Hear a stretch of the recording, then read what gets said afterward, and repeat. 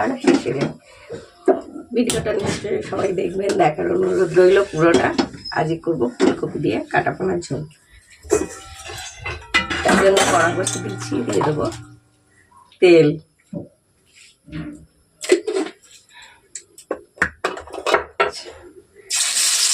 নুন হলুদ মাখিয়ে নিয়েছি, মাছটা দিয়ে দেবো। আর এরকম ভাবে কেটে নিয়েছি কপি, আলুগুলো এরকম এক কেটে দিলে যেতে ভালো করে ধুয়ে নিয়েছি, 2-3 বার ধুয়ে নেবেন জলের কপি। এগুলো ভাজা হয়ে গেছে আমাদের। ওই তেলটাই আগে আলুটা ভেজে দেবে।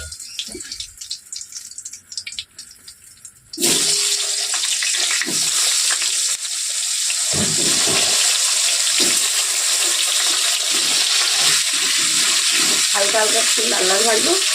আর 3 কেজি মাছ কেন সকালবেলা ছেলের কলেজ গেছে, একবারে তেল করে দিয়েছি ওর মতো। ঠান্ডা ঠান্ডা পড়েছে, একবারে করে নিই।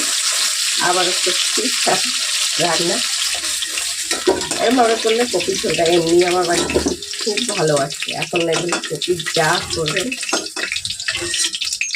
ভালো লাগে। আর আমার বাড়ির ফুলকপিটা অত্যন্ত খাওয়া হয়।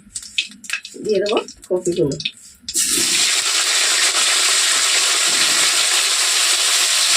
কপিগুলো আমরা একটু ভেজে নেবো। কিন্তু খুব ভালো করে ভাজা হয়ে গেছে, খুব ভালো করে ভেজে নেবেন, তাতে খেতে ভালো।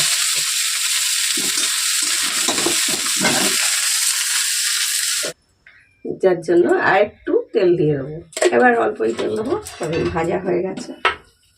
দিয়ে দেবো একটু জিরে, যেহেতু ঝোল করবো। আর একটা বড় সাইজের টমেটো কেটে নিয়েছি,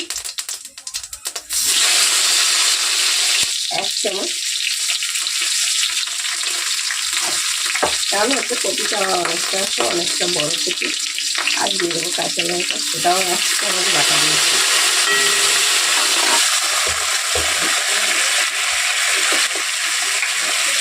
মশলাটা পুড়ে নেবে।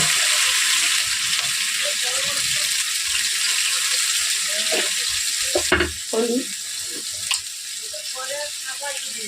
জিরে, জিরে গুঁড়োটা একটু বেশি দিচ্ছি, মানে এটাও 4 চামচের 1 চামচই হবে। আর ধনে গুঁড়ো 1/2 চামচ। লঙ্কা গুঁড়ো একটু কালারটা হওয়ার জন্য, ঝোল খুব বেশি কালার হবে দরকার নেই, যেহেতু আমরা এটা কপি আলু দিয়ে ঝোল করবো। আমার বাড়িতে এতই ভালো কপি ভালোবাসা, কি বলবো। বললাম যাই করবেন সেই চচ্চড়ি করুন, মাটি চচ্চড়ি করুন, ভাজা করুন, পকোড়া করুন, সবই কপি এত ভালোবাসি। মশলাটা কষে নেব, দেবো স্বাদ মতো নুন। মশলাটা কষা হয়ে গেছে, আমি দিয়ে দেবো কপি আর আলুটা। এবার মশলার সঙ্গে এগুলো একটুখানি কষে নেবো, যাতে মশলা নুন মশলাটা সঙ্গে ভালো করে মিশিয়ে যায় কপি আলুটা। কষে নিতে বেশ কত কমে গেল, আর নরমও হয়ে গেছে কপিগুলো।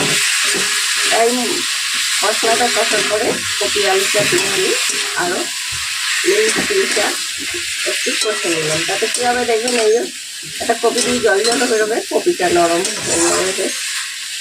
এবার দিয়ে দেবো জল। দুপুরবেলা ভাতের সঙ্গে যেহেতু একটু ঝোল ঝোল হবে, সেই দিকে আমরা জল দেবো।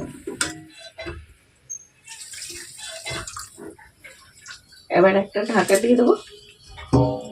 ঢাকা দিয়ে মিনিট 12-13 আমরা রান্না করে নেবো।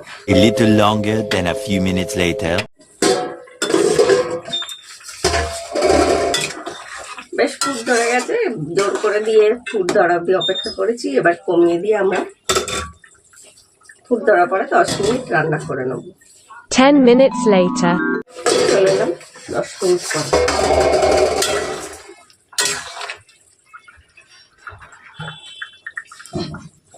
দেখুন আলু সেদ্ধ হয়ে গেছে, আলু কপি সব সেদ্ধ হয়ে গেছে, ঝোলটাও কমে গেছে। ভাতের সঙ্গে আর ঝোলটা কমাবো না, এবার দিয়ে দেবো মাছগুলো, একটু গরম মশলা,